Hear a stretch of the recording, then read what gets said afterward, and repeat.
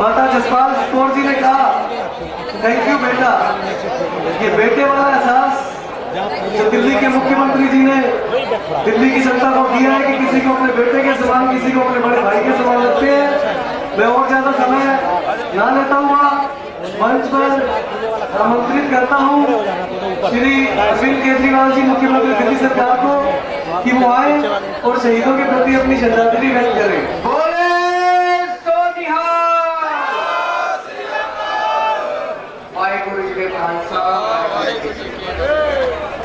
दोस्तों, आज 31 साल के बाद हम सब लोग यहाँ पे श्रद्धांजलि अर्पित करने के लिए इकट्ठे हुए हैं उन सब लोगों को जिन लोगों को 31 साल पहले नवंबर 1984 में दिल्ली के अंदर कत्लेआम कर दिया गया था। अभी हम लोगों ने निर्प्रीत कौर की कहानी सुनी। निर्प्रीत कौर की जो कहानी थी वो यहाँ मौजूद लगभग हर परिवार के अंदर उसी किस्म की कहानी हुई। निर्प्रीत कौर ने बताया किस तरह से सागरपुर के एक परिवार में 11 लोगों को मार दिया गया। एक और जगह दूसरे परिवार में 7 लोगों को मार दिया गया। उनकी आंखों के सामने औरतें विधवा हो गई, बच्चे यतीम हो गए।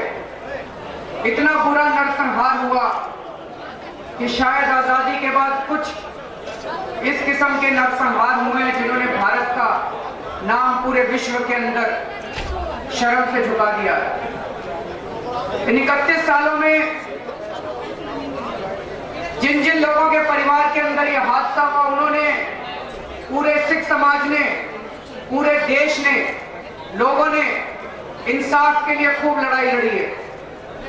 इन 31 सालों के अंदर दिल्ली के अंदर भी और केंद्र सरकार के अंदर भी लगभग हर पार्टी की सरकार बनी। दिल्ली के अंदर बीजेपी की सरकार भी आई, दिल्ली के अंदर कांग्रेस की सरकार भी आई, केंद्र के अंदर एनडीए की सरकार भी बनी, केंद्र के अंदर बीजेपी कांग्रेस की सरकार भी बनी। 31 सालों तक हर सरकार, हर पार्टी ये कहती रही सिखों को इंसाफ दिलाओ, सिखों को इंसाफ दिलाओ। अरे इंसाफ कौन दिलाएगा? जो सरकार है वही तो इंसाफ दिलाएगी। इन्हीं पार्टियों की सरकार थी, फिर इंसाफ क्यों नहीं दिलाया? एक सबसे बड़ी मांग थी कि एसआईटी बनाई जाए, स्पेशल जांच दल बनाया जाए, ऐसा जांच दल बनाया जाए जो दोषियों को कड़ी से कड़ी सजा दिलवाए। अभी फुल्का जी ने बिल्कुल ठीक कहा। फुल्का जी ने बताया अगर 1984 के कत्लेआम करने वाले लोगों को कड़ी से कड़ी सजा मिल गई होती तो दोस्तों इस देश के अंदर गुजरात कभी ना होता, इस देश के अंदर दादरी कभी ना होता, इस देश के अंदर किसी की हिम्मत नहीं होती। धर्म के नाम पे लोगों के बीच में नफरत होते हैं। लेकिन आज तक यहाँ किसी से पूछ लो, बच्चे बच्चे से पूछ लो कि 1984 का कत्लेआम किसने कराया था, सब लोगों के जुबान के ऊपर है किसने कराया था। फिर ऐसे क्यों होता है कि जब कोर्ट में केस जाते हैं, जब जांच होती है तो सारे सबूत खत्म हो जाते हैं, सब कुछ खत्म हो जाता है, किसी को सजा नहीं मिलती। ये कारण है कि इस देश के अंदर धर्म की राजनीति चल रही है। धर्म के नाम पे जनता के बीच में जहर घोलने की कोशिश की जा रही है। जब पिछली बार 49 दिन तक हमारी सरकार बनी, 49 दिन के अंदर जो काम बीजेपी और कांग्रेस 31 साल में नहीं कर पाए थे, 49 दिन के अंदर हम लोगों ने एसआईटी बना दी थी। एसआईटी बनाने का आदेश कर दिया था कि एसआईटी बनाई जाएगी, ऑर्डर कर दिए थे। लेकिन इससे पहले कि हम एसआईटी के अंदर अपने अफसर नियुक्त करते, हमारी सरकार गिर गई, हमारी सरकार नहीं बची। जब उस टाइम हमने एसआईटी बनाई थी, कई लोगों ने मेरे को आगे कहा कि जी अब एसआईटी बनाने से क्या फायदा है, 30 साल हो गए, कोई गवाह नहीं मिलेगा, कोई सबूत नहीं मिलेगा। मेरा उनको एक ही कहना था कि अगर इस एसआईटी ने एक केस भी निकाल लिया, अगर एक केस भी निकाल लिया, उस केस के अंदर जिन लोगों ने कत्लेआम किया था उनको ऐसी सजा दिलाएंगे कि आने वाले समय में रूह कांप उठेगी उन लोगों की।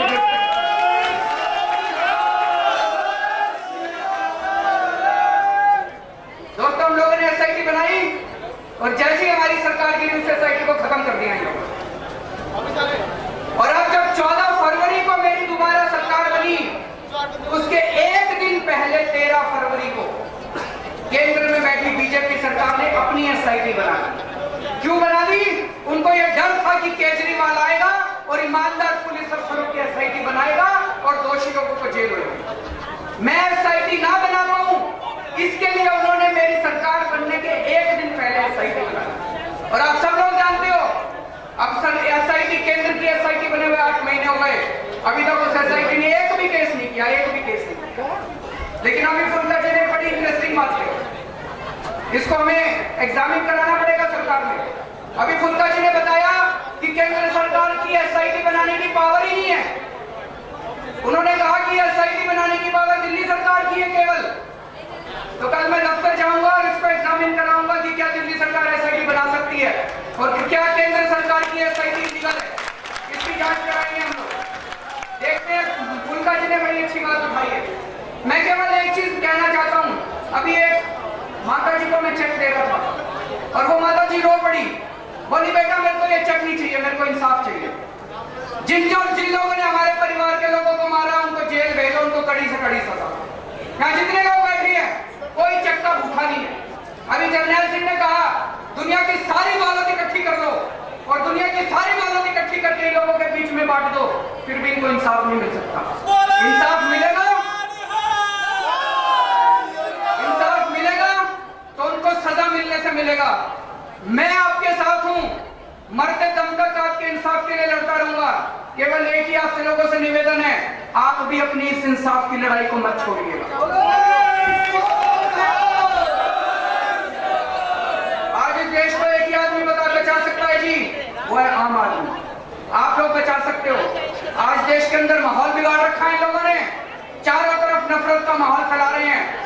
कभी ऐसा नहीं होता था, पहली बार ऐसा हुआ है कि हमारे देश के राष्ट्रपति जी भी बहुत दुखी है।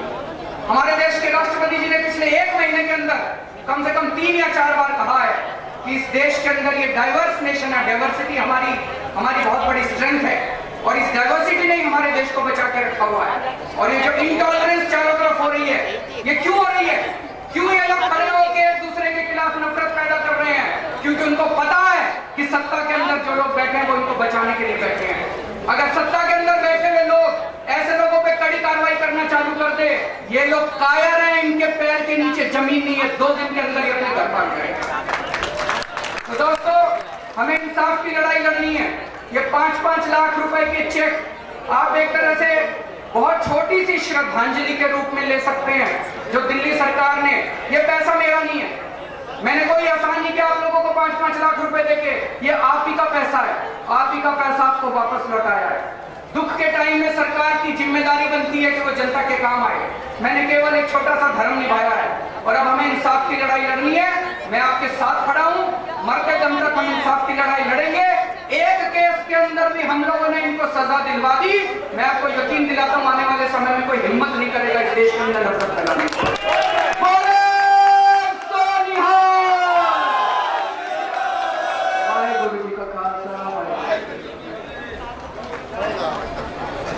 मैं इतने मौजूद हर एक उस इंसाफ पसंद आदमी का धन्यवाद करना चाहना जिन्होंने अपने एकजुट होने का प्रमाण देते हुए थे अपनी हाजिरी दर्ज कराई। तो सीएम साहब वालों सारी संगत को एक मैसेज देना चाहना, जो गल सीएम साहब ने अपने भाषण में रखी कि ये नफरत बुरी है, ना पालो उसे, दिलों में खली शह निकालो इसे, न तेरा ना मेरा ना इसका ना उसका, ये सबका वतन है, बचा लो इसे। सारे इकट्ठे रहने की लोड़ है, सारे का ख्याल वास्ते, उन्हें पीड़ित परिवारों का साथ देने वास्ते, पिछड़िया लोगों को श्रद्धांजलि देने वास्ते बहुत बहुत धन्यवाद। प्रोग्राम अगे चलता रहेगा। हर एक डिस्ट्रिक्ट वाइज काउंटर लगे हुए हैं, जो परिवार जिन्होंने चेक मिलने ने बड़े आराम नाल इतने सिविल डिफेंस के वॉलंटियर एरिया की वक्-वक् संस्थावां तो आए सेवादार इतने मौजूद ने, दिल्ली सरकार की पूरी टीम इतने लगी हुई है। आए हुए सारे का बहुत बहुत धन्यवाद। जो भी दिक्कत हो मैं इतने पूरा दिन मौजूद हाँ, मेरे आस पास के एरिए में तमाम विधायक इतने मौजूद ने, सेवा में सारे का बहुत बहुत धन्यवाद।